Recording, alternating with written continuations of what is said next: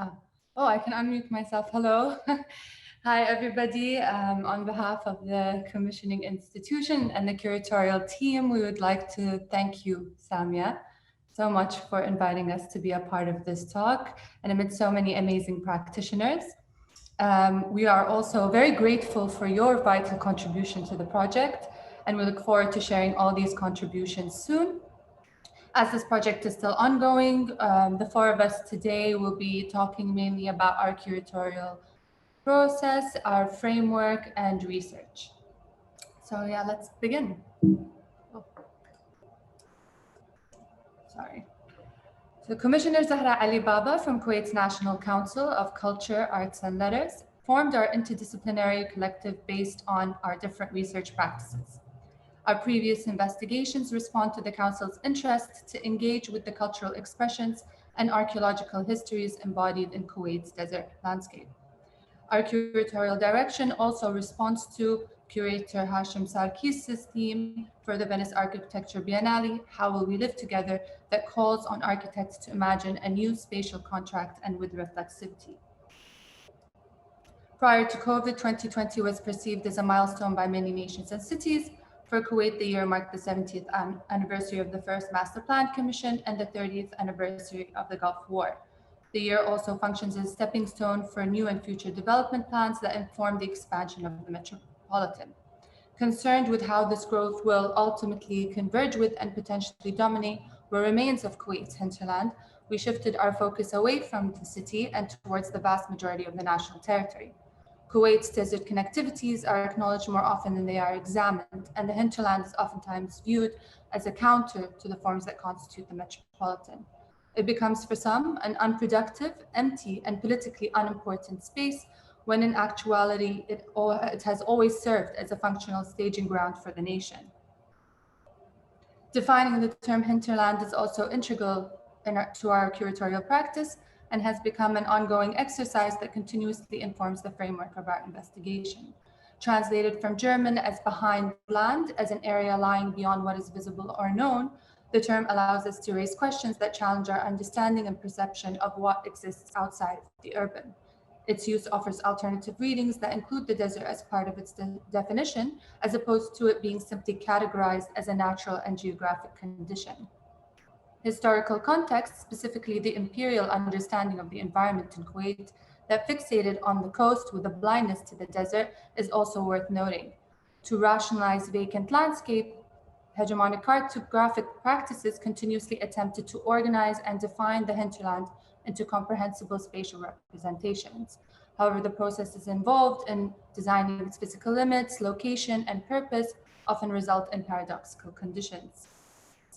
Kuwait was commonly given a dual aspect as a vibrant maritime sector to the east and an overland caravan to the west. During the 18th century, Kuwait's port town existed as a vernacular settlement overlooking the Arabian-Persian Gulf, a typical Arabian dichotomy of town and desert. The walls that surrounded the town served as a barrier that defended the port from occasional tribal attacks, while also separating its urban fabric from the surrounding desert, in turn imbuing a geospatial division. In 1899, a secret Anglo-Kuwaiti agreement was signed between Sheikh Mubarak Sabah, the ruler of Kuwait, and the British that marked Kuwait as a British protectorate. This subsequently enacted the first iteration of Kuwait's territorial extent. However, as modern nation states are built from political centers outwards, the British struggled to determine the territorial limits of Kuwait beyond the town walls. The hinterland boundaries were for the most part fluctuating and undefined, and the British records describe little beyond the shoreline of Kuwait. Only glimpses of the desert economy emerged, as though the desert was a black hole into which they might be sucked. Actively seeking to absolve any responsibility to defend Kuwait beyond its town walls, the British drafted the Anglo-Ottoman Agreement of 1913. They used the port city as a pivot point to draw two curves, one with a red pencil and the other in green pencil, and which combined Kuwait's hinterland into two territories, an area under the direct rule of the Sheikh and an area outside of the Sheikhdom's influence. The land on the outer sphere nevertheless served as a shared space for complex exchanges between nomads, farmers, and sedentary people who created different conceptions of borders and boundaries. The hinterland shared between Iraq, Najd, which is present-day Saudi Arabia, and Kuwait, was a desert, but also a geography of movement and exchange until the mid-20th century. Before this convention could be ratified, the First World War broke, and it no longer had any standing in international law. In the years following the First World War, the pastoral populations of northern Arabia were subjected to political pressures and economic hardships arising from both French and British spheres of influence. Year by year, the nascent states in the region asserted more power over the vast stretches of desert that had been the domains of powerful Bedouin tribes and confederations. New borders began cutting across tribal territories, creating complications and conflict in such matters as sovereignty, citizenship, migration, raiding, and political refuge. In 1920, the Ikhwan, a Zealot tribe loyal to King Ibn Saud of Najd, attacked the Red Fort of Kuwait in Jahra in an attempt to expand their territory. Although the fort was disconnected from the port city, its purpose was to defend the agricultural lands of Al-Jahra that subsequently served the Kuwaiti population. Had the fort fallen, Kuwait would likely have been incorporated into Ibn Saud's empire, which pushed the local merchant class to convince Sheikh Salim al-Sabah of Kuwait to call in help from the British troops, who showed up with airplanes and 3 warships, ending the attack. The Battle of Jahra propelled the British to sit around the map once again and redefine the boundaries and buffer areas between Iraq, Najd, and Kuwait. The 1922 Ughair Protocol Conference, attended by Sir Percy Cox and Ibn Saud, seen on the right, attempted to define the boundaries over a map of Asia at a scale of 1 to 1 million. Frustrated by territorial disputes, Cox took a red pencil and very carefully drew on the map a boundary line, giving Iraq a large area of Najd, or territory claimed by Najd, and to placate Ibn Saud, nearly 2/3 of Kuwait's territory was given to Najd. As you can see, Cox's outline of Kuwait followed the unratified Anglo-Ottoman agreement, permitting only the area within the red line as Kuwait's sovereign territory. This process illustrates how the foreign cartographic gaze and its reductive analysis continued to undermine the validity of local knowledge and indigenous mapping traditions. As a proper survey was never conducted, the lines drawn with a sharp pencil stroke are translated into ambiguous broad zones when rendered onto the ground, as much as 40 kilometers at some points. The processes of dehumanizing the hinterland in this manner politicizes the landscape and transforms its spatial conditions into treaties and lines, which inevitably fuels more territorial disputes. Generally, British reports on the Persian Gulf define the desert as a waste and of the most barren and inhospitable description. Eventually, they perceived more clearly that the peculiar difficult nature of the frontier remarkably illustrated the versatile forms of nomadic migration. The desert, as a socio-political and economical landscape, transformed into an interesting frontier condition. Aware that nomadic tribes may not easily recognize the proposition of fixed lines in a featureless desert, the British zoned an indeterminate frontier with a definite understanding rather than an explicit line. So large chunks of the hinterland were defined as neutral zones and presented as a compromise for shared grazing grounds and nomadic migration. After the discovery of oil in 1938, the neutral zone between Kuwait and Saudi Arabia no longer served tribes, but rather functioned to serve oil companies that collaborated with the two states. This transformed the hinterland into a shared condominium. In 1965, the zone was partitioned straight in half as a means of ending the undefined legal nature of this border. Within 66 years, the hinterland had been subdivided and segmented multiple times in order to make sense of the desert and divide territories while simultaneously benefiting from its resources. The nuanced nature of this zone and the border, the nuanced nature of the zone and border, however, are still challenging to grasp to this day, as the political autonomy remains bound within the initial red line that informed Cox's outline. This raises questions around the future of this zone's symbolic and economic threshold, particularly when its function does not spatially, legally, or economically coincide anymore.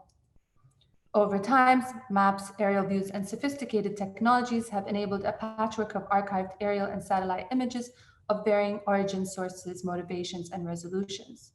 Technology has moved cartography away from the pen and ink, scribe-co, and stereo viewers of only a generation ago. It encouraged the United Nations, for example, to draft new maps for delineating boundaries, such as the final demarcation between Iraq and Kuwait. However, the urban symbol continued to be solidified as the primary geographic scope, specifically in architectural and urban discourse.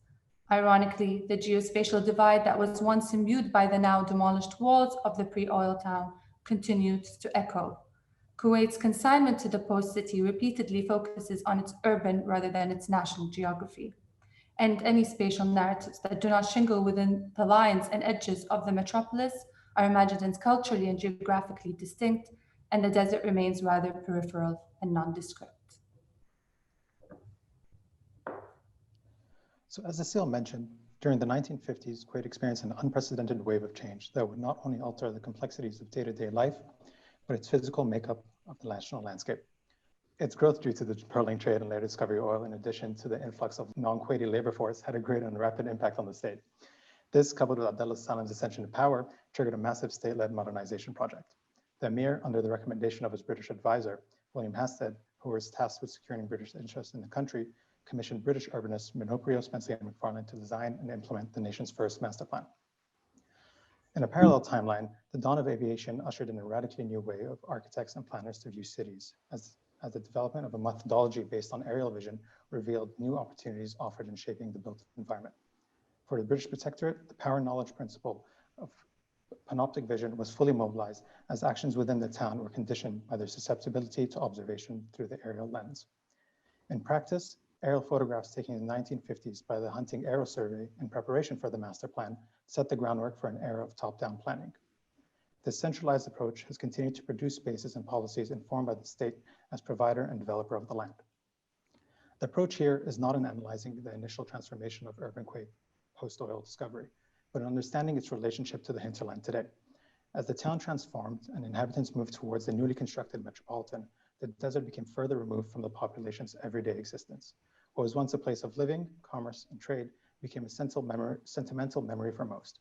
And most notably, the continued search for and processing of oil meant that the majority of the hinterland would now belong to Kuwait Oil Company. Ultimately, the aerial view had allowed for a complete and total transformation of not just the city itself, but the relationship to its surrounding landscape. As we approach the 70th anniversary of the first master plan, we also approach the 30th anniversary of the Gulf War. Although they may seem unrelated, these two events not only marked major milestones in the development of the state as it exists today, they're also tied together through the use of the aerial view as tools of planning. What was once an urban sphere analyzed and created from the air would later become a nation viewed and dominated from above as the Gulf War played out across television screens worldwide.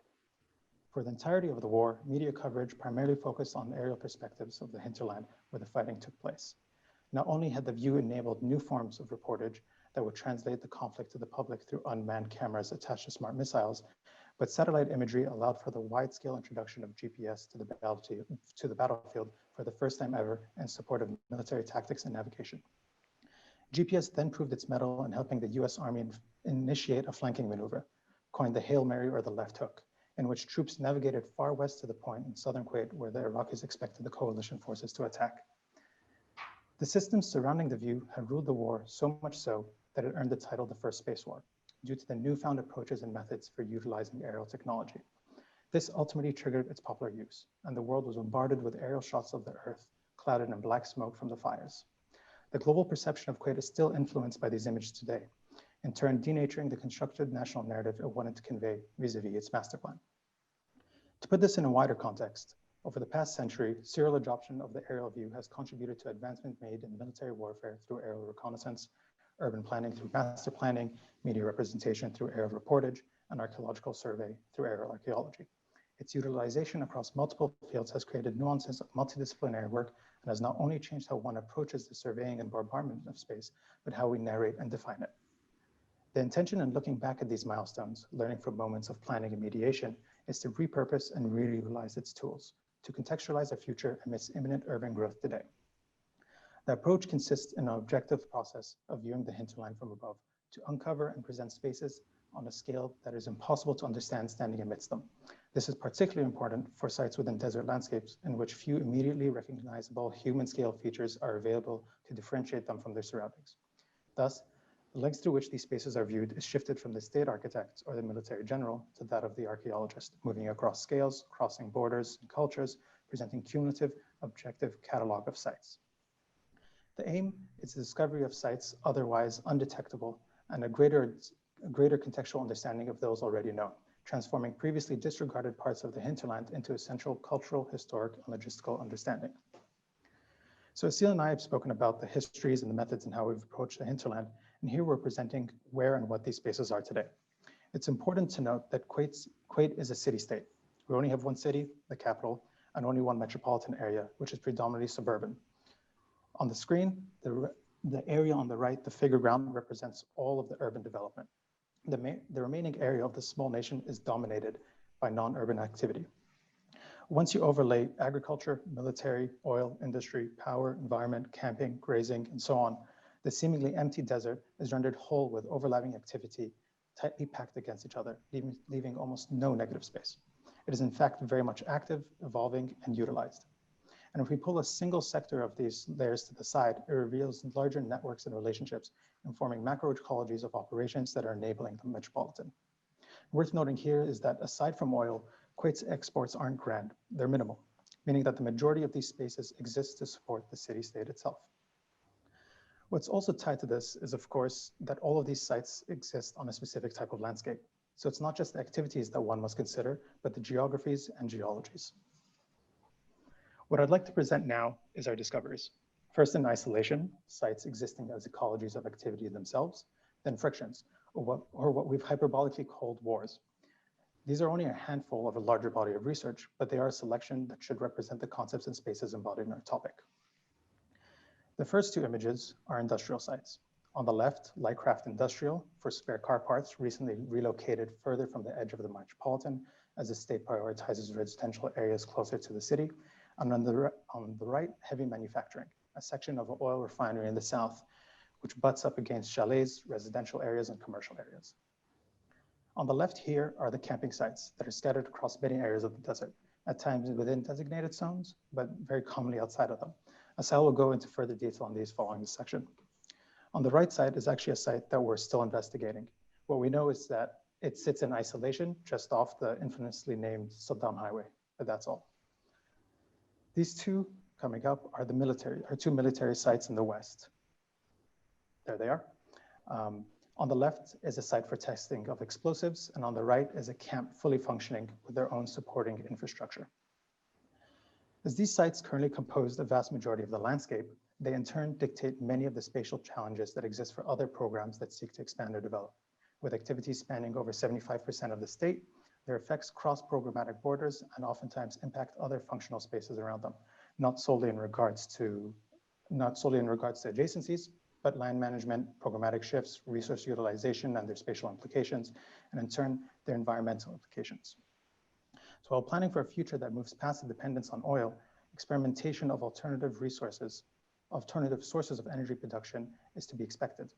On the left here, the introduction of solar power energy serves to maintain the production of oil fields, providing a sustainable alternative to their operation.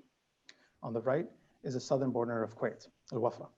At the bottom of the image is the straight line division of the neutral zone Aseel mentioned earlier, with farms on the right, a residential neighborhood tucked in at the top, and an oil field adjacent to the left.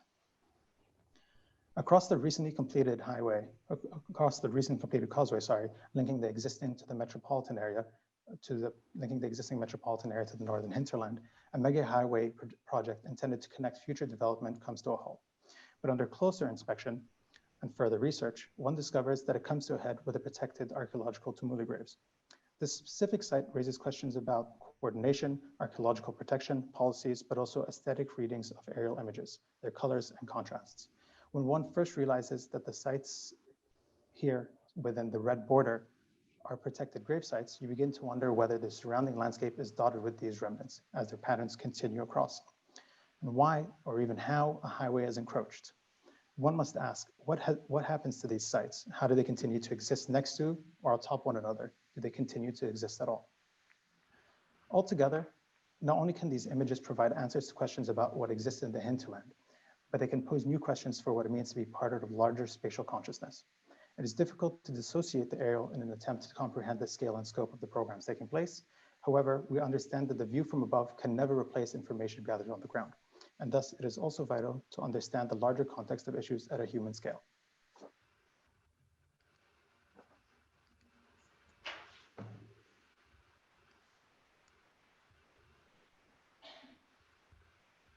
While oftentimes seen as empty land, the desert provides room for a multiplicity of functions and operations to take place, as previously explained by Yousef. In order to address this misconception around what constitutes the desert, shifting our lens away from the top-down perspective was equally necessary to examine the layers that make up the hinterland.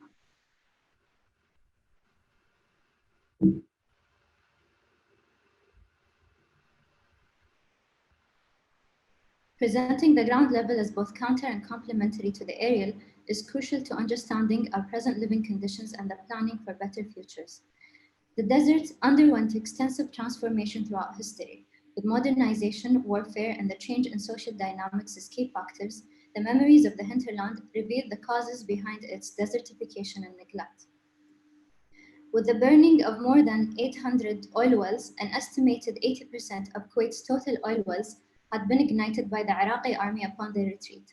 Through what is known as the scorched earth tactic, the damage included dramatic regional decrease in air quality, loss of flora and fauna in the delicate desert ecosystem, and the formation of oil lakes. According to Kuwait National Focal Point for Environmental Projects, the oil fires were a nightmare that released over 600 million barrels of crude oil to the environment, resulting in 40 million tons of contaminated oil. No other petroleum release in history came close to equaling the magnitude of this event. In addition to warfare, social activities have had a significant impact on the landscape of the hinterland. While some activities like camping remain as constant functions of the desert, the relationship between the people and the land, however, has drastically shifted after the occurrence of modernization. With its long history as an important social and cultural event during spring and winter, camping brings together families to implement temporary but recurring interventions into the landscape. In this context, camping is not seen as a simple tent utilized for the weekend, but instead encompasses semi-permanent structures erected to house extended families of multiple generations and remain in place for up to 5 months. While camping was once invited by the arrival of spring and the bloom of flora and fauna, today the sites in which camping takes place are managed and allotted by the government, requiring pre-registration and a rush for spots in more desirable areas. Campers often find the same neighboring families next to them every year and begin to form communities that would otherwise not exist in the high-privacy neighborhoods of the metropolitan area. The elements of the metropolitan that make their way to the sprawling camping sites of the desert provide many of the comforts of home, such as trucks converted into small convenience stores, food suppliers, products, and various services that allow one to remain comfortable in the middle of the temporary desert living. As camping becomes more and more commercialized each year, additional services continue to appear geared towards easing the transition from the city to the desert. This also results in higher numbers of individuals taking part in the camping season as it becomes less of a burden to participate. The increasing number of people participating in this activity results in many cities of tent structures, with avid campers leaving behind remnants of infrastructure like toilets, sinks, and electrical connections.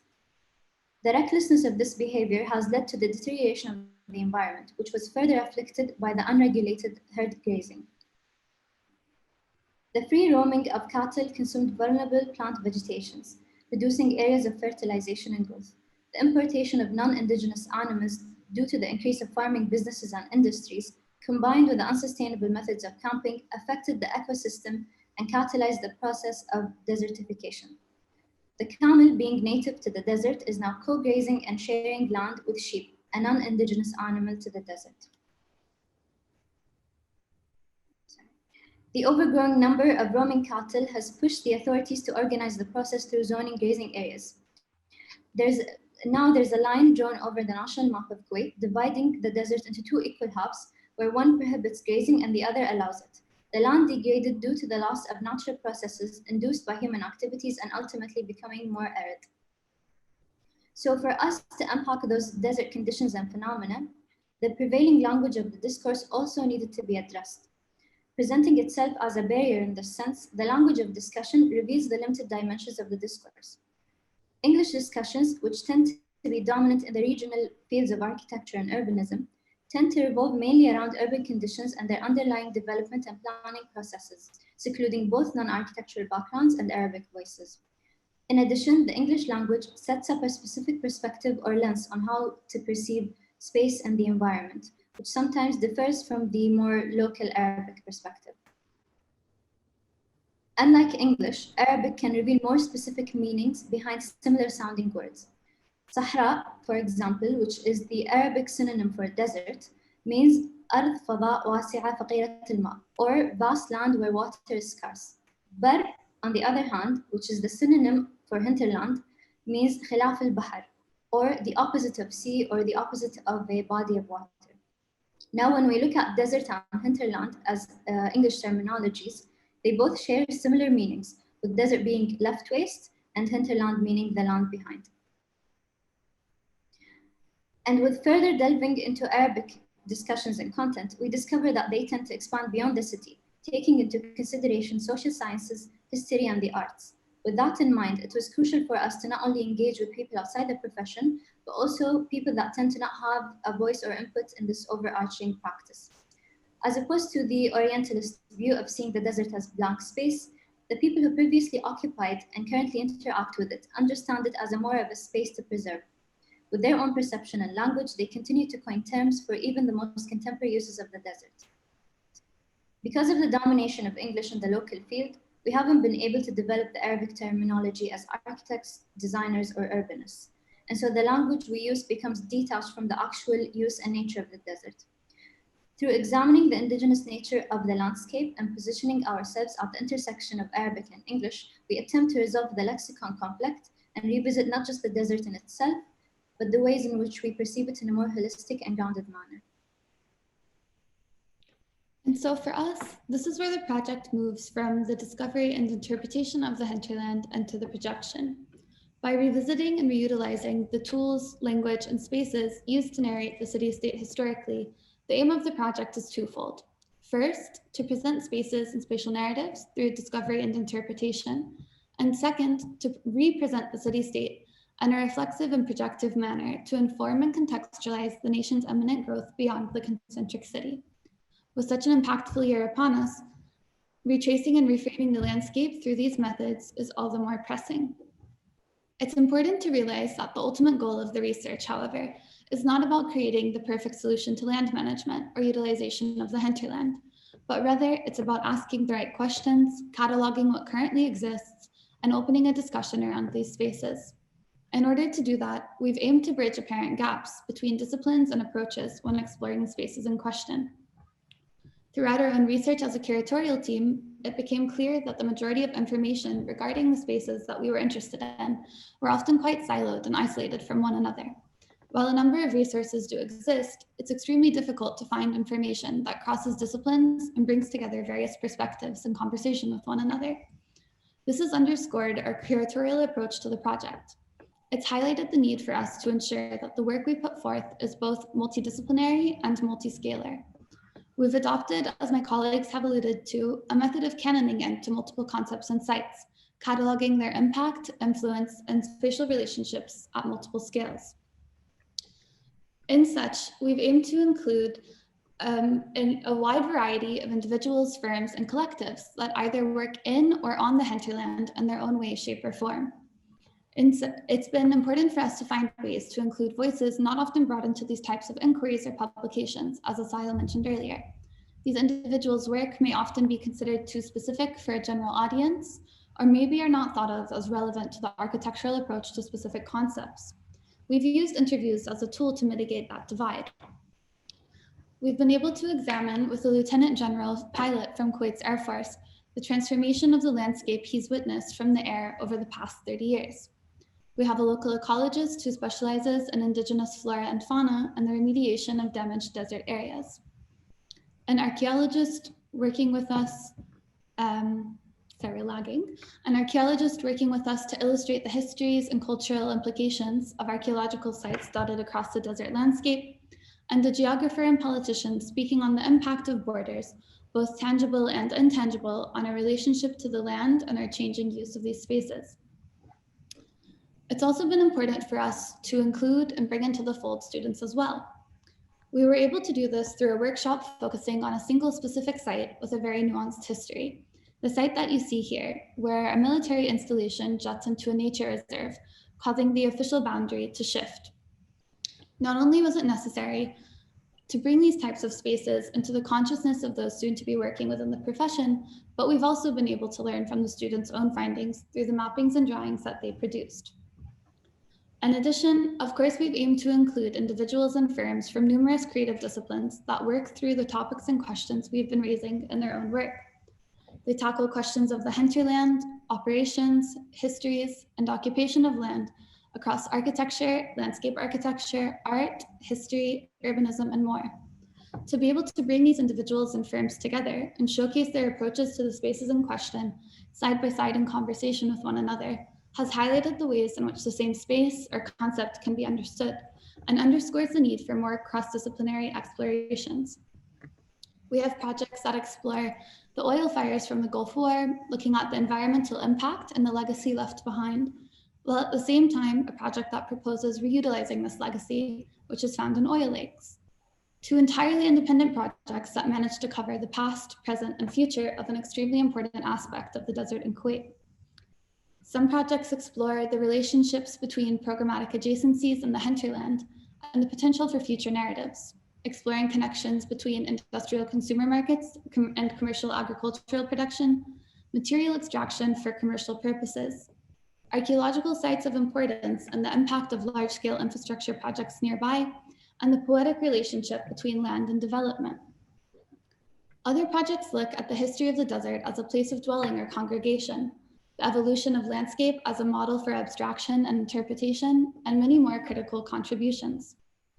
Thus, when you add back to this work the narratives and histories that have been obtained, the interviews, the attention to language, the repurposing of various tools and methodologies, what begins to exist is a body of work that can be used to interpret other hinterlands worldwide. Here we go. We know that the topics that we are tackling are not unique to Kuwait and nor are they unique to architecture.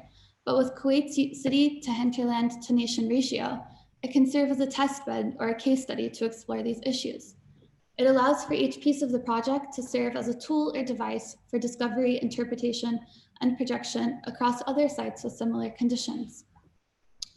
And then moving on to the output or the production of this work, we see it carrying on through a number of avenues. As to us, this project is an ongoing piece of work that we hope to continue past the Biennale. Well, of course, we are working towards the Biennale in May with previous date changes, postponements, and the still uncertain future with the pandemic continuing to evolve. We've certainly shifted our focus from putting the physical exhibition first to gearing more resources towards the publication and an intended archive. Amidst the current situations we've all been experiencing, it's become clear how vital these aspects of the project are, as these are elements that far outlive the physical exhibition and are more accessible for others. The publication can be immediately used as a tool for interpretation or understanding, and the archive is intended to become a living document that can be continuously added to and amended, allowing for a digital database of hinterland knowledge to exist in one place. These two aspects of the project are important to us because not only do they bring together the previously siloed knowledge on the hinterland as it exists today, but a large majority of archival information that covered the time up to 1990 was physical and destroyed during the war. And that way, it's especially crucial to begin archiving the present as so much of the past has already been lost. And so to circle back to where we began, the curatorial aim of the project is to create an active and critical and informative discussion around the hinterland as a continuously evolving and increasingly pressing space. As we've seen, the impact of hinterland functions not only play a significant role in the spatial and day-to-day affairs of the city-state, but have a fundamental impact on the economic, political, and geopolitical future of the nation as well. Thus, as Kuwait plans for future developments and the expansion of the metropolitan area, the distribution of land within its boundary, specifically the hinterland, can no longer be thought of as separate to this process. When looking towards what the future may hold, one is left to consider what will become of these spaces currently under threat. Threat from extinction, threat from overuse, threat from domination, and at times, the threat of being forgotten. And so thank you, Samia, for having us. We really enjoyed getting to share the project and where we're at and all the wonderful people we've been working with, and we're ready to take questions. Thank you. Thank you so much for this really captivating way of approaching and researching, analyzing, and also proposing a pavilion on this topic. Thank you very, very much. I would like to invite Jeremy Foster, Professor Jeremy Foster. I asked him, I know it's a challenge, to react without any prior preparation, to react to this very inspiring, let's say, proposal. So it's a reaction. And in the meantime, I would also like to invite our audience to type in and insert their questions in the Q&A box. Thank you, Jeremy. So thank you very much for that amazingly dense and rich presentation. I have to say, I didn't hear every part of it. My sound sort of faded away in the second part. But so I'm very captivated by this whole idea of the hinterland as a space which surrounds the sort of city, and a space of waiting. It's sometimes thought of as a space of waiting or a space of the future where future practices or marginalized practices, but that may yet become mainstream, are sort of rehearsed and practiced and tested maybe.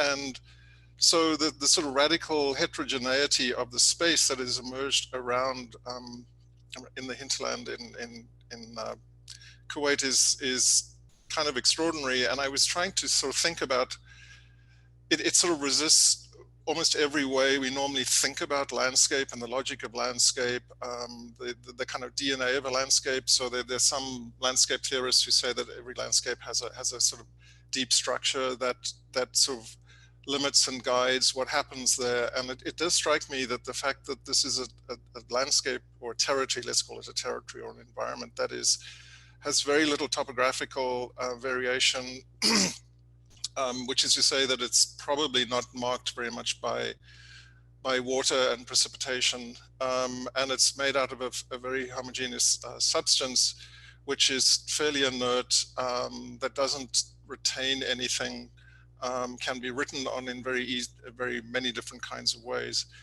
So it's sort of the materiality of the landscape, and I'm projecting here obviously because I don't know it, but there is a kind of tendency for the materiality of the landscape to invite perceptions of it as a tabula rasa. And if you think about the hinterland as a place where sort of social, technical, and cultural practices emerge in relationship to the material world, it seems like there's almost anything can happen here, and maybe anything has happened. And so there's this sort of whole sense of a kind of historicity of learning and understanding of things giving way to other things or replacing certain practices is maybe not so clear here. There isn't a kind of sequencing in terms of how the landscape is developed. Rather, there are these radically heterogeneous programs that have sort of arrived according to extraterritorial logics having to do with cartography and ownership and distribution and so on. So so all of that is kind of challenging to me to try and make sense of it, because I tend to think of things in a topographical way, which is how things that are separated from each other can develop some kind of relationship with each other. And I think what you're suggesting is that the way things have emerged in this territory is that it's like everything sort of happens from scratch, and it doesn't really relate very much to anything around it, except that it's open space. So it seems to me to talk about a very particular kind of spatiality, and in particular, I'm sort of fascinated by the fact that people go camping in the desert, and I guess I understand that that is a kind of cultural practice that is deeply embedded, but the idea that you can camp in the middle of an oil field is something that is completely alien maybe to a scenographic Western point of view. So my sense is that there's an attitude towards nature or the environment here that is very different from what maybe a Western perspective. But I guess my last sort of observation is might seem kind of a little odd, but I don't think it is. I kept on thinking about Singapore. And Singapore is a very tiny nation state where the territory, or the hinterland, is also the nation state, is the national territory.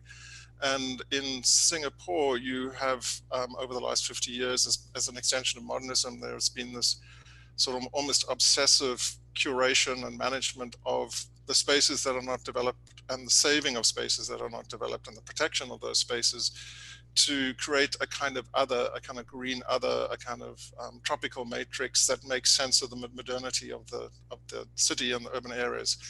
So I was just wondering how that might play out in terms of Kuwait, and when you have a hinterland that is in which there doesn't seem to be any overall script or any kind of intention. At what point do you think there might be, I know this isn't really your project, at the moment you're just recording and observing, but I'm wondering whether at some point there may be an attempt to begin to prioritize and organize and save or conserve certain kinds of qualities in the landscape, in the recognition that that is all the nation has. So, which I guess is also, it goes right back to that question of how, what kind of socio nature is really underlying this particular part of the world, I suppose. So thank you, Jeremy, for that. I'm really glad that you picked up on the piece about the land management and also the relationship to Singapore as city-state and how they curate and how they select and manage their land. Because there is a parallel, very much so a parallel, and actually in Kuwait's future development, there's a reference that comes up a lot is Singapore and how we can leverage our land and leverage our future land in order to create value and have increased GDP and the economy and so on and so forth. And in Kuwait, there's actually a very specific land management process currently, and that's because of oil. And so, and just for some context, the process of land designation is quite linear, but not always extremely well coordinated. So the majority of the land is owned by KOC, the Kuwait Oil Company, that barring everything below the KNPC line, which I don't have a map on the screen right now, but that is what Aseel had showed earlier, which was part of the neutral zone, the northern part of the neutral zone that goes into what is Kuwait today. And so they own the land, and then there's oil exploration, and only when they have gone through and explored whether there's oil present or not is land released. Once that land is released, it goes towards the municipality. The municipality then decides and designates this land to certain ministries and distributes it to certain ministries.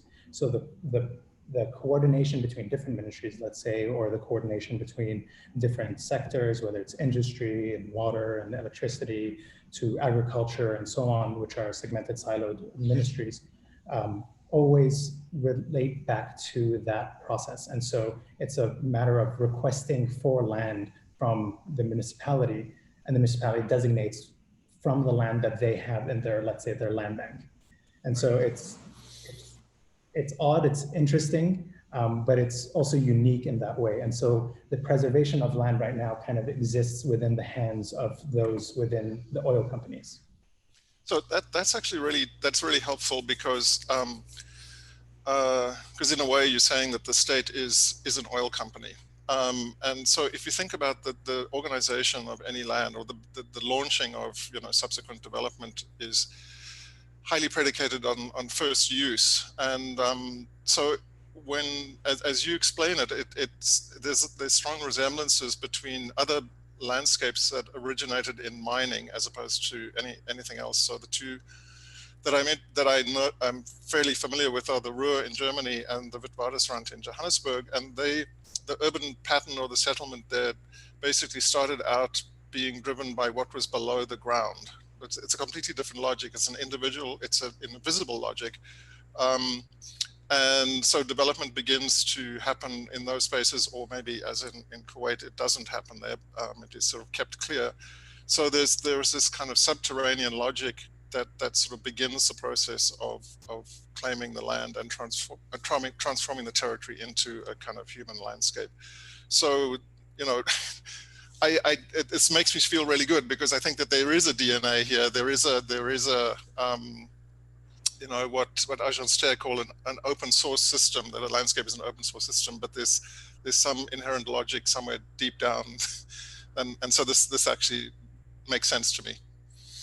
And not known to all, that's the other part of it, that this, you know, this isn't something that everyone knows or something that's general knowledge about the land in Kuwait and the hinterland and the management of land and the distribution of land. Thank you. Thank you so much, Jeremy. Do you want to add, or shall we take questions from the audience, Jeremy? No, I think take questions from the audience. Thank you. Thank you so much for this response and for bringing really crucial questions. So we have a question here from the audience, from Fatima Hamoud.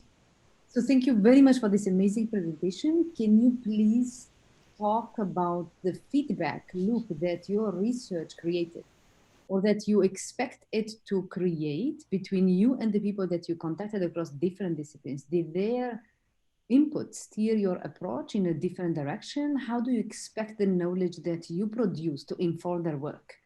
These are really like questions about the practice, or the curatorial practice that you're going through.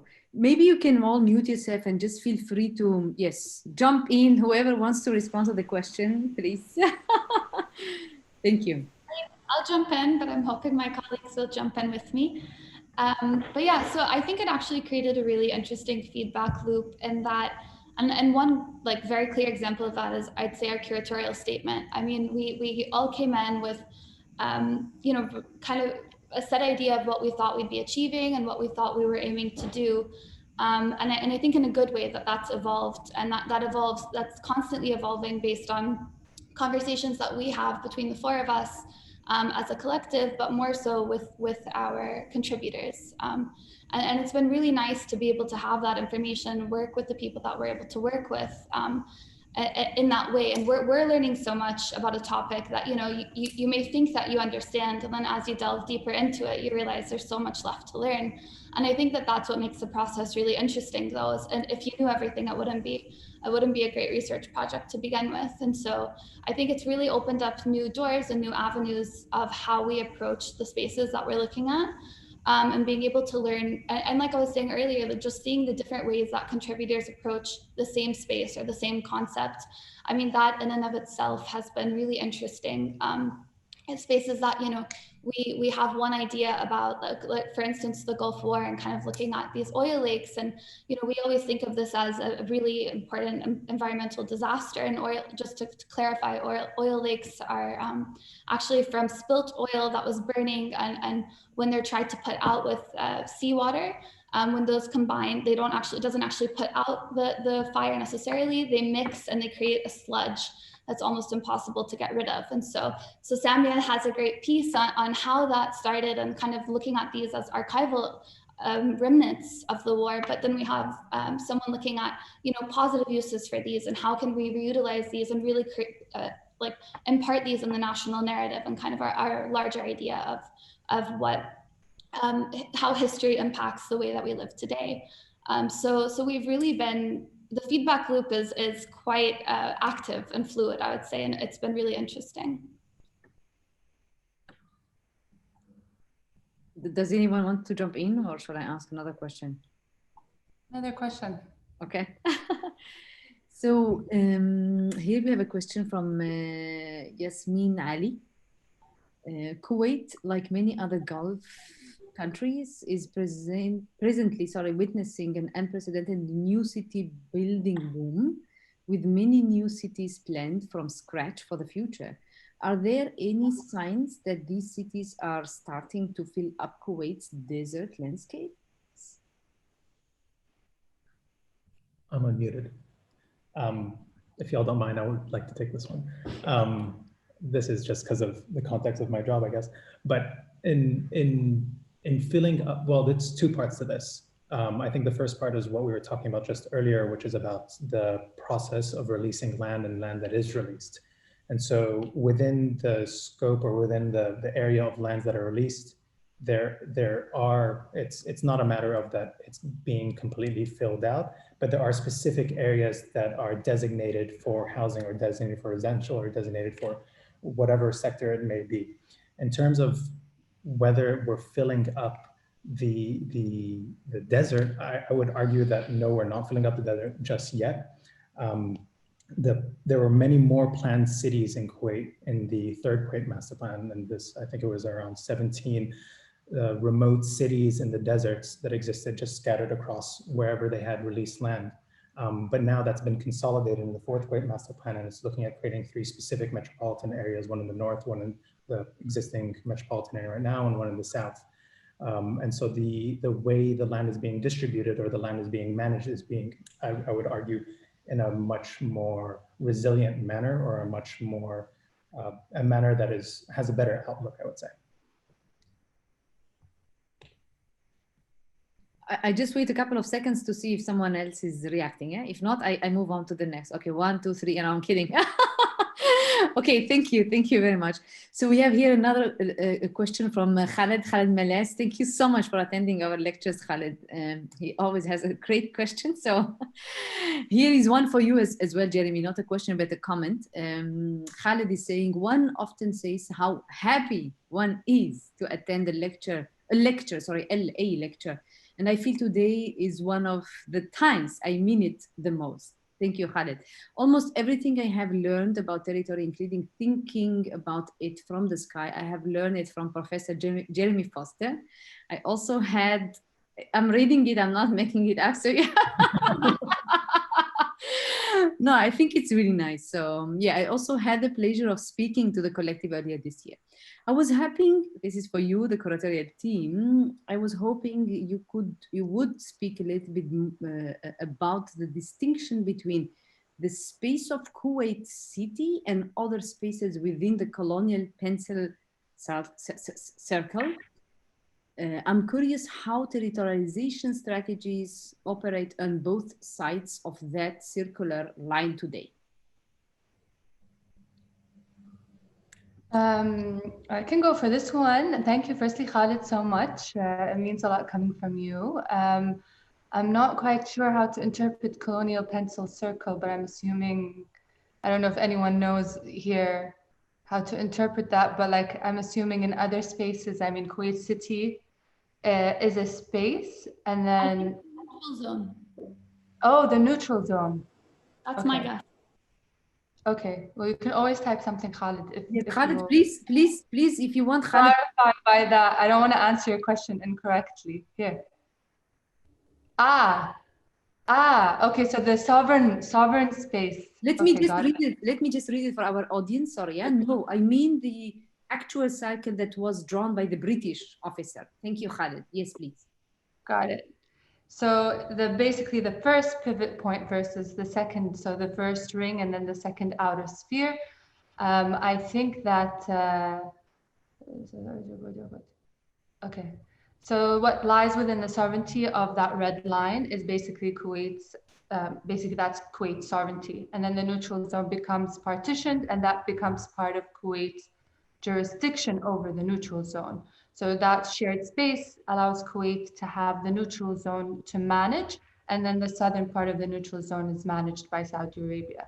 So what's interesting about this line, and I think a lot of people are unaware, is that we're legally still bound by it, which means that whatever we built on that part, that neutral zone, is kind of a very interesting condition, because there's a lot of new developments, like Yousef was talking about earlier, that the new cities per se are actually residential areas that are being built in that neutral zone. And it's almost interesting to think about it in the sense of whether they're actually territorial fronts, or whether they're shoring in a sense as architecture of territories and claiming that neutral zone partition, or whether that logo map of Kuwait that we see today is actually the map of Kuwait, and that's that. So it's actually very precarious to understand what that zone actually means today. But I think when the British drew that line, it was their way of trying to control the protectorate that they were going to protect. And so the outer sphere, which seemed like a huge endeavor, and the desert was a very huge challenge for them to protect, since Kuwait was a protectorate. And so that small sphere was something that they could manage better, if that answers your question. Thank you. So here, another question from Julian Rose. Thanks for the fantastic presentation. I was fascinated by your description of the way the desert has historically recited representation, which means that it has also resisted, yes. Okay, now I say it, resisted planning, as hard as the British may have tried with their red pencils, and to some extent resisted control. I'm curious to know if there are new representational techniques that you as a curatorial team have developed to analyze the desert. Obviously, the area photography and satellite images have been enormously helpful, but are there other techniques of drawing or modeling, for example?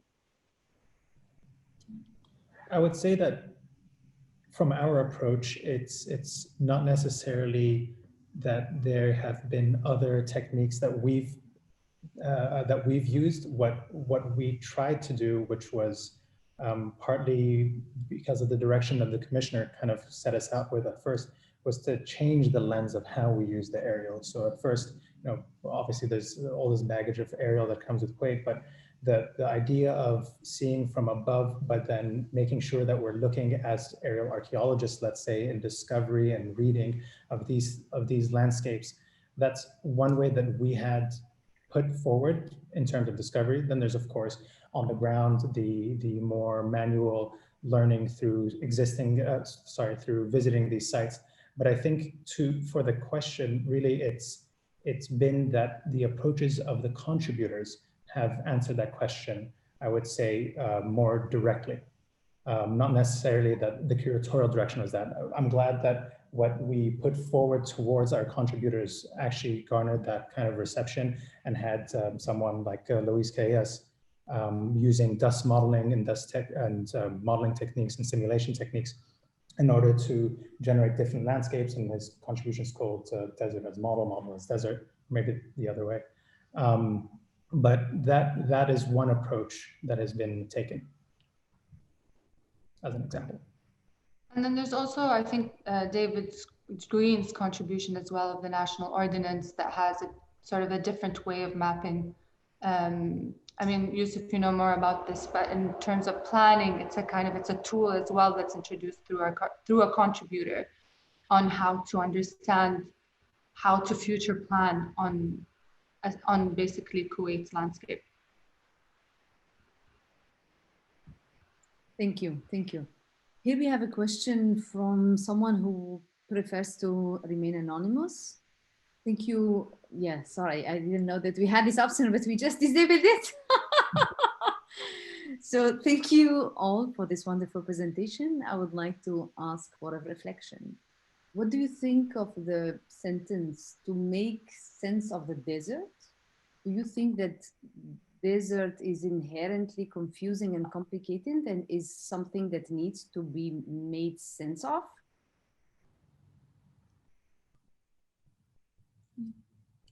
Take it. I'll give it a shot and then pass it along. But so this is a personal opinion. I can't speak for the rest of my colleagues, but I have to say, I don't think that it's inherently confusing and complicated for some. And I think for others it might be, and I think that's simply a matter of perspective and experience.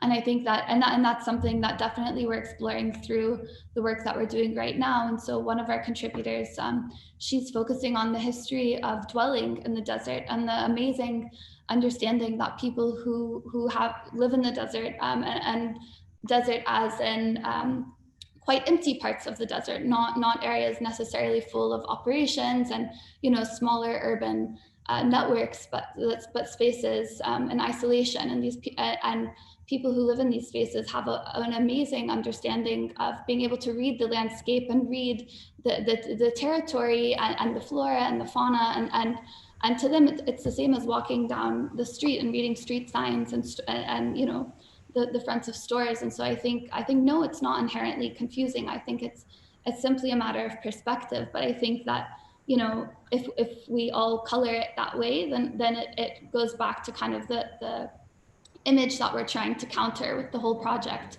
you know, which is that it's so much more nuanced and complex than, you know, just a big empty territory that is so hard to understand. And I think Aseel spoke a lot about that in terms of cartography and mapping, and, you know, the British approach to the region as a whole, actually, and their initial kind of reign in the region. And so, and that's set up a lot of the borders and issues that we have today, is that specific viewpoint. Yeah, they were trying to make sense of the desert, but the desert was already very much, I think through nomadic exchanges and settlers, they could differentiate between different parts of the desert, even with very small, like, it didn't even have to be a well for them to differentiate or navigate the desert. But for the British, for example, like, there was an interesting case when it came to the border with Iraq and Kuwait, where they needed to find that point which they drew on the map that they couldn't translate, because obviously when you go on the ground, that line on the map doesn't really literally read that the way that it's meant to. So they decided to use a well near Safwan as a point in which to connect that line to. But that well was their way of making sense of it. Sorry, my cat. And basically, when they put a notice board by that well, the Iraqis removed the notice board that was marked Iraq-Kuwait boundary, and it was placed by the colonial officer in Kuwait at the time. So that idea of, like, claiming the British trying to make sense of the land and placing, like, notice boards to kind of understand it themselves was being disputed by the tribes or by the people who were passing through. Yeah, it's now become harder for us to make sense of these lines that were drawn by the colonials. Thank you. I wonder whether I could ask a question there. I mean, I'm totally fascinated by this idea of the tribal migration that would happen across the desert, and how, I mean, what was the rhythm for that? What is the spatiality of that? What is the logic of that? And has anyone mapped that?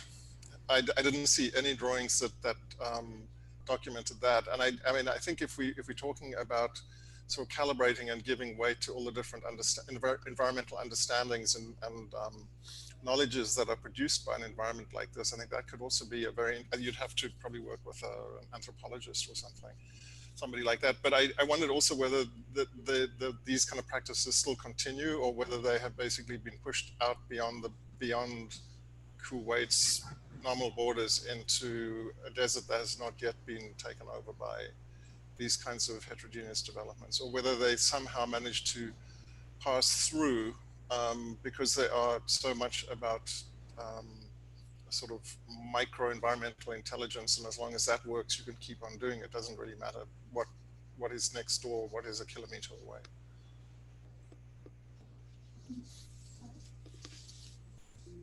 I think these practices now have changed tremendously because of the rigid borders. The exchange now it's with the formation of the nation states, a lot has changed in terms of that fluidity. Obviously in the GCC, like if you're a GCC citizen, then you can pass through with a civil ID. So it's like border control isn't that difficult in a sense. So families can go between Kuwait and Saudi Arabia, not so much in Iraq now. So the tribes they were forced to settle, particularly in the 50s, because of the naturalization law. So a lot of people had to decide which side of the frontier or border they had to settle in order to get citizenship. So all of that changed. And one of our contributors who is writing about the history of nomadic exchanges and migration has a lot to talk about that.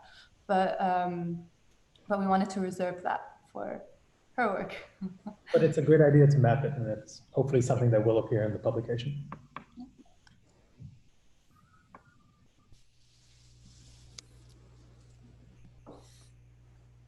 Sorry, yes, thank you very much. Question from Aisha Kamal Khan. How has your understanding of the urban cities shifted in furthering your research of the hinterlands?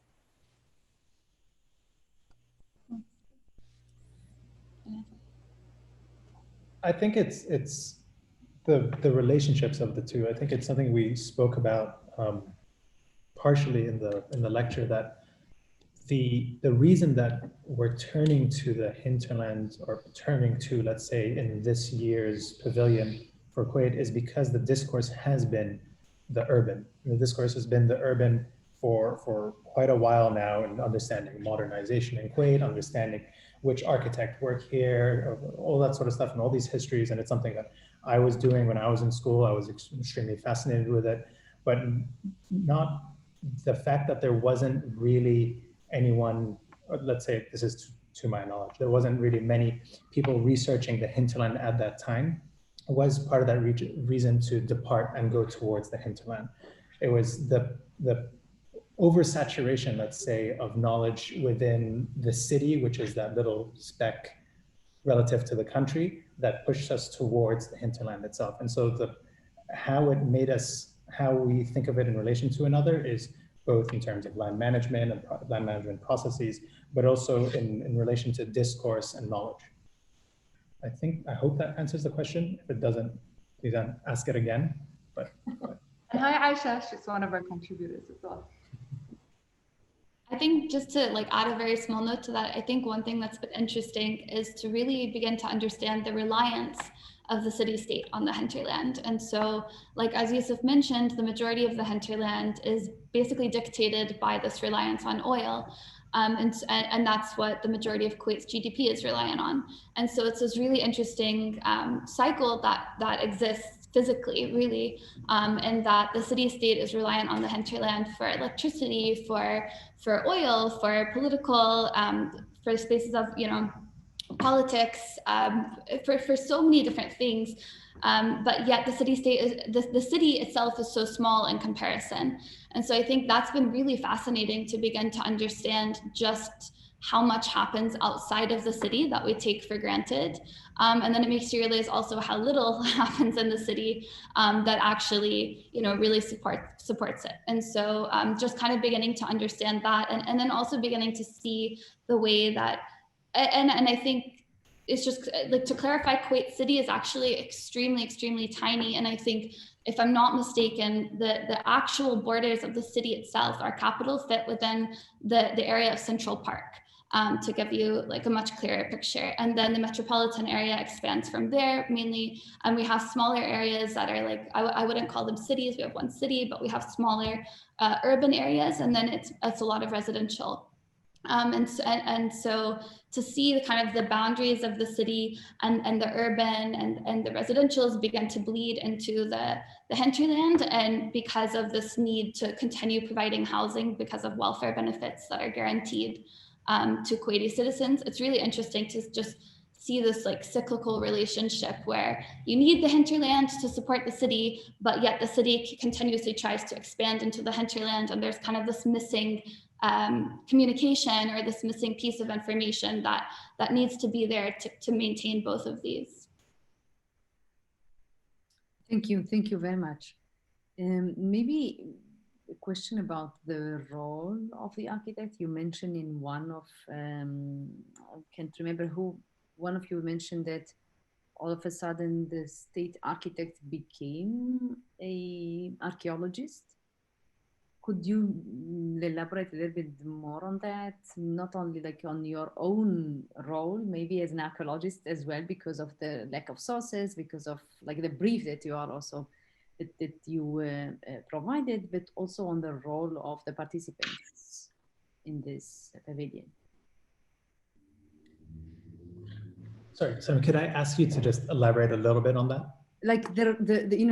From architect to archaeologist. Now you mentioned that the tools of the work of the architect all of us became like an archaeologist, so you had to work with different skills, different tools, eyes, etc. So is it something that you think that is also reflecting on the pavilion, on yourself, on you as for architects or like architects who are curating this pavilion, but also on the participants as well, or not at all?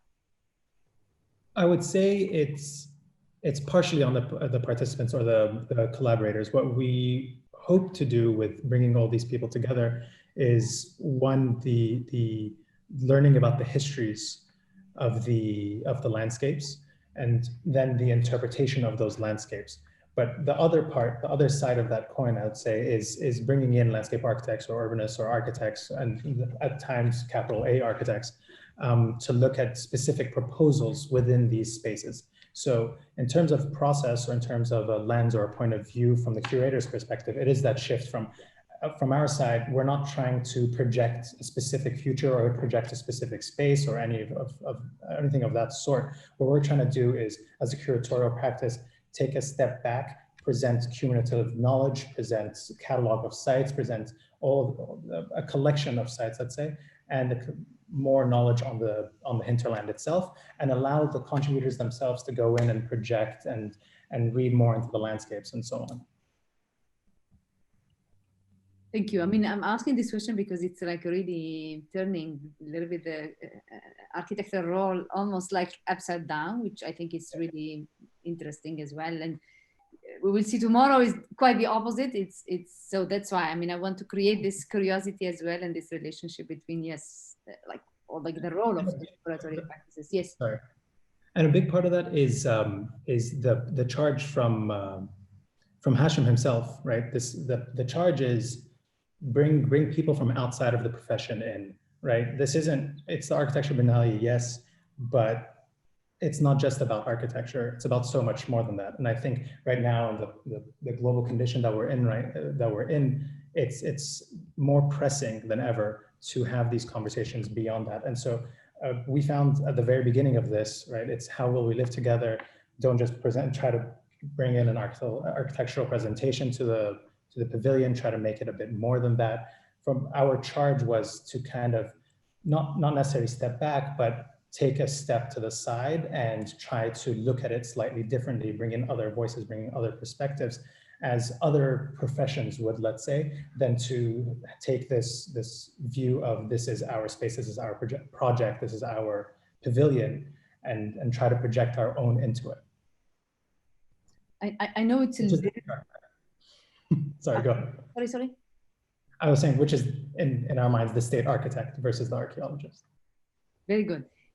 I know it's a little bit too early to ask this question because the pavilion is going to be inaugurated hopefully in May 2021. But what do you think, are like the challenges or like the limitations of this approach? I'm asking this again, this is like an architecture, like a Department of Architecture, and I think people are really much interested in the way that architecture exhibitions, especially the biennial, can expose, offer or limit ways of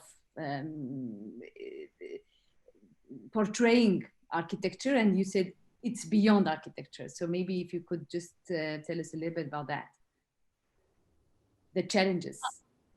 I think, well, I'll start out with the positive and move to the challenges. And on the positive side, our commissioner is great and really taking a broad view of what architecture is. And I think that we're really lucky that as a national pavilion that we're able to explore architecture in that way. And so, we're not necessarily told, to find like 10 buildings that embody the theme this year and highlight those, which is a valid approach in and of itself. But I think for us, that was something that we weren't that interested in this time. And so Zahra Ali Baba has been really great at encouraging us to really push the notion of what architecture is in that regard.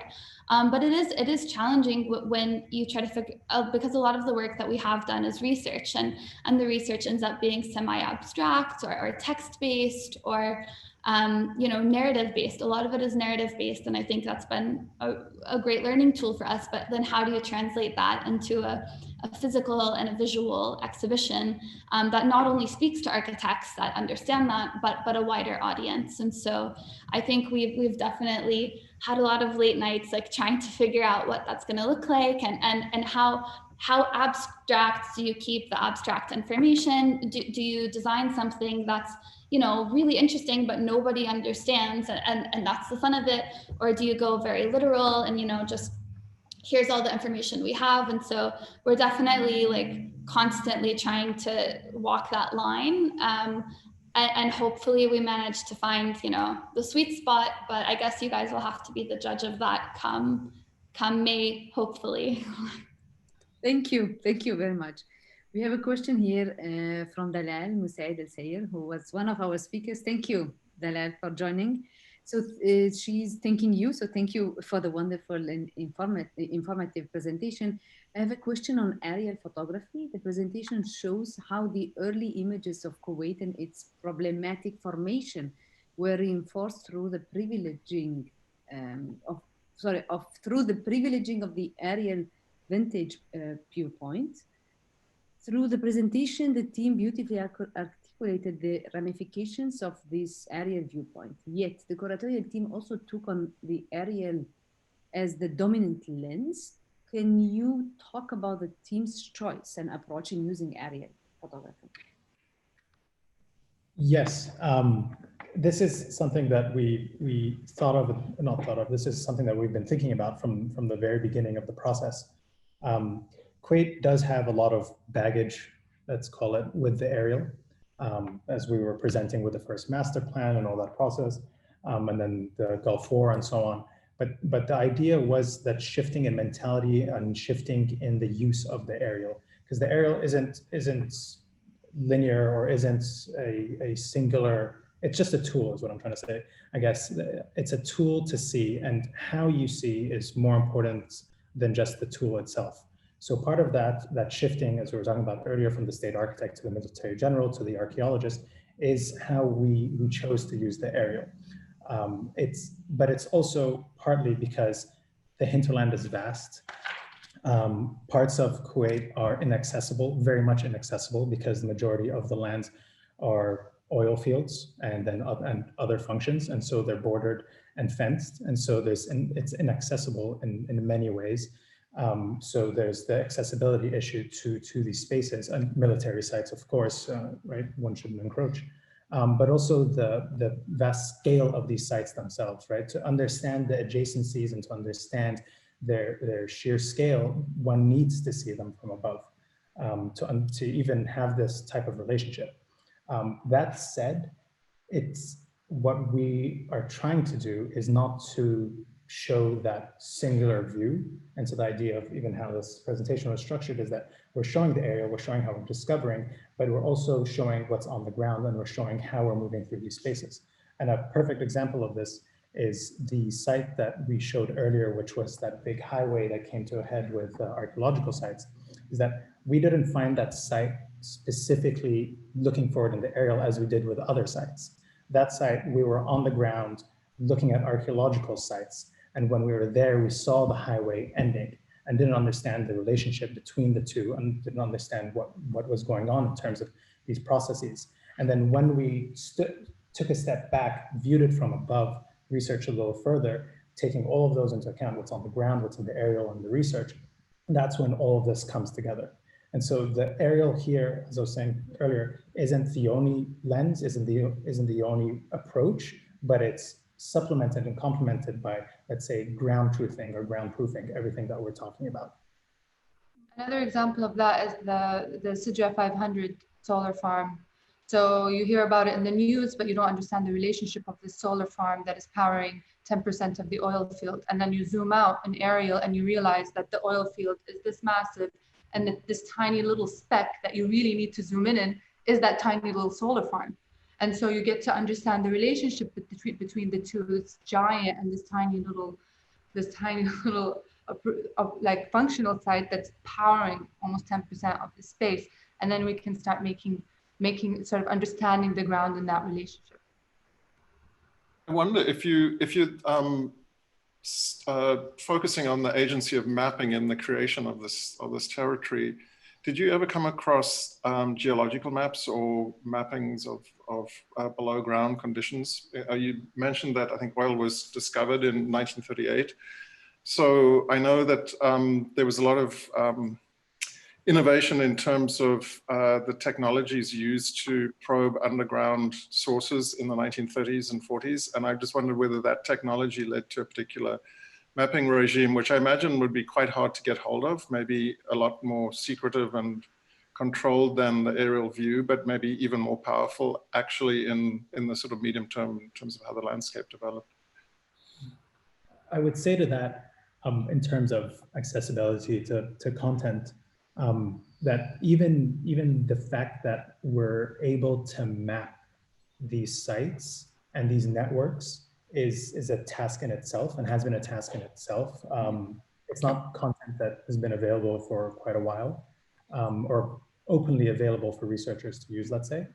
That's one. And so something like just even mapping topography or mapping bathymetry in itself is complex in this region, let's say. But are you saying politically complex or physically complex? I would say a little bit of both.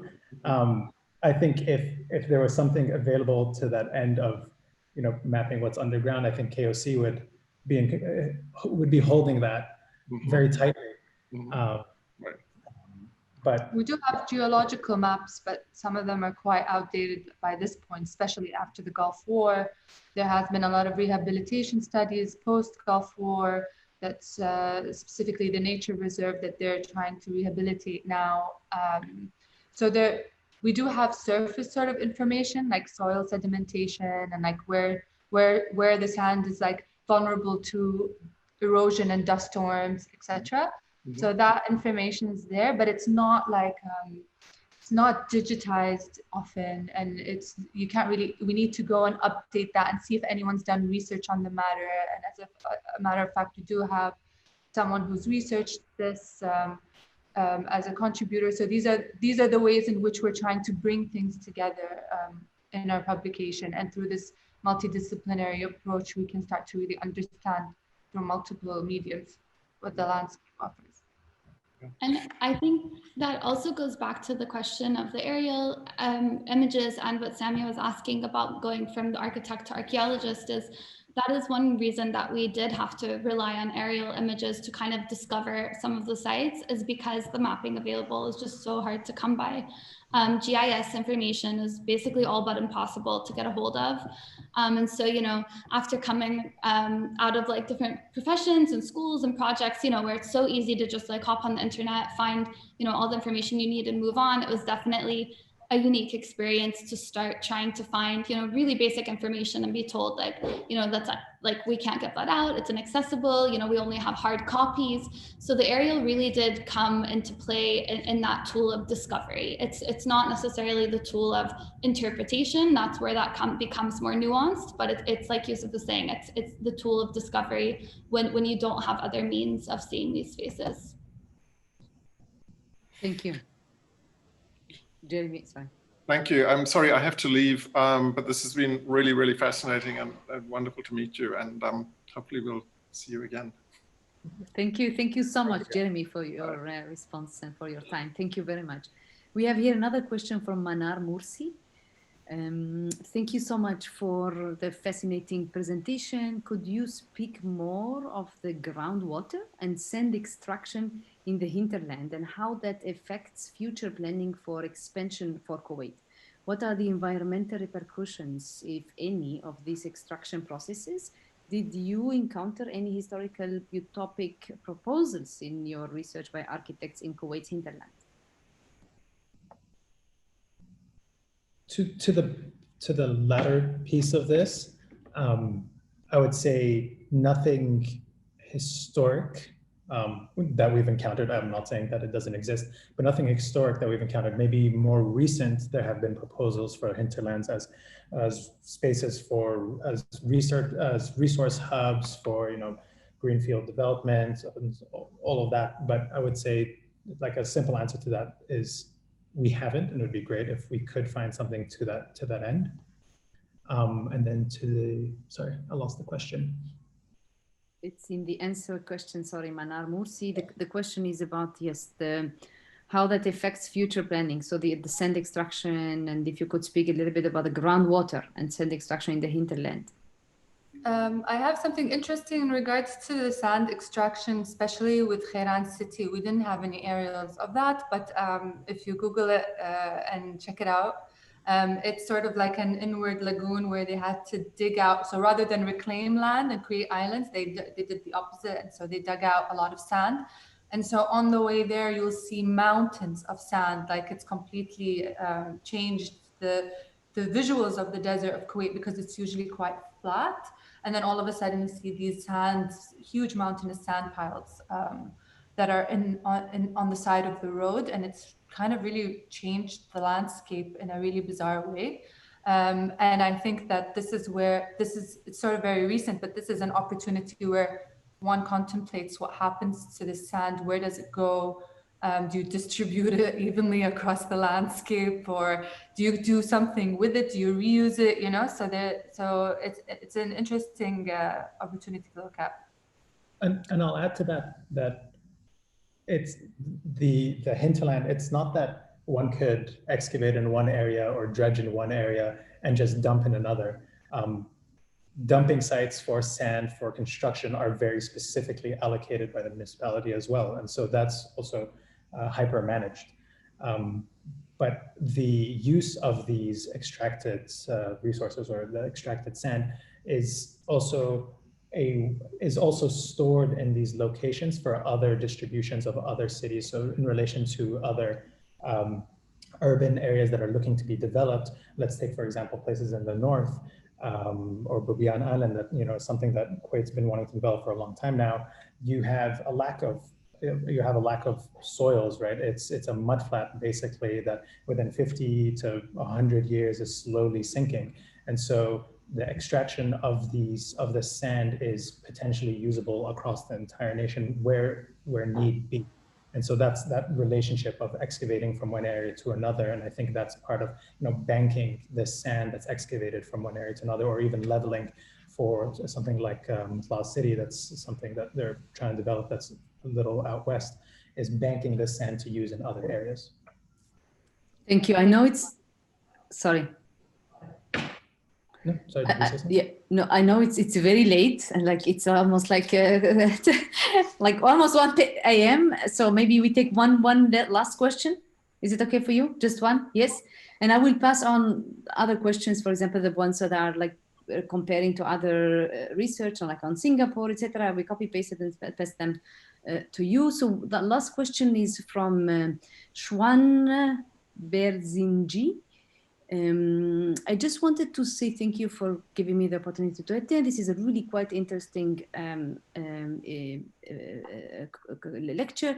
I was just curious, given the interconnectivity of the lands, culture, history, etc., within that is known today as Kuwait, with the lens within Kuwait's immediate neighbors, how much of your research information gathering involves scoping publications or researches covering Kuwait's immediate neighbors' desert lands? I thought this is a good way of maybe ending, just to think a little bit about the lens around Kuwait. Well, firstly, you know, imagine, I mean, we do have quite a bit of research on that, but just to give a few examples, is that what was once fluid, obviously, between us and the neighbors, has now been obstructed by borders. There are certain areas in Kuwait, for example, if you look at the map, there's that tri-point that just juts there, and then the neutral zone between Iraq and Saudi Arabia occurs. And that zone there is actually considered one of the hottest points in Kuwait, which is really in the world, actually, which is really fascinating. So probably previous migration routes avoided that, and they went through the steppe, and then you have the steppe between Saudi Arabia and Kuwait, which has now been partitioned and zoned and now used for other resources, for resource purposes. And then the borders between Iraq and Kuwait has actually turned into a demilitarized zone, which is a completely different condition, where it's like sand berms and trenches and four fences and their electric sensors and border police and a sort of like a UN border town there to just monitor it. So obviously whatever happens on the other side of that border there's sort of a very close relationship between ours, but it's more in a political rather than sort of a natural sense. And with Saudi Arabia, it's the same. So clearly the relationships now have transformed from political rather than natural conditions. But there's an interesting moment, for example, where Abdali Farms in the north meets with Safwan Farms in the south of Iraq. And it's almost like that this clearly shows that this is fertile land that's been cut in half by a border. And so they share their portion and we share our portion. So it's interesting to see that in aerial as well. Okay. So thank you very, very much for this really captivating and inspiring approach, project, premise, and I would really love to see you in Venice. I hope we can all travel to Venice in May, hopefully. So good luck with the next steps, and thank you so much for sharing all this work. I know it's a little bit early because we haven't inaugurated it, so I really thank you for this, and also thank you to do this presentation at this time, although it's like 20 to 1 a.m. in Kuwait. So I really appreciate your generosity, your time, and really the brief of the pavilion. Thank you very, very much for this. I would like very quickly to share with the audience tomorrow's lecture.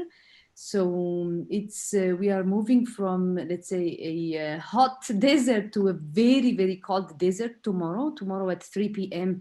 EST as well. We will be talking about the Antarctic Imaginary. Nadim Saman, who is the curator of Art and Architecture Pavilion, the Antarctic Pavilion that he created together with a number of artists and architects. So he will be sharing with us this research. The conversation or the presentation is going to be, or we will have two respondents, two professors also, from Cornell University, our Department of Architecture, Lily Chi, and Professor Jenny Sabin. So please join us tomorrow. And again, thank you very, very much to you.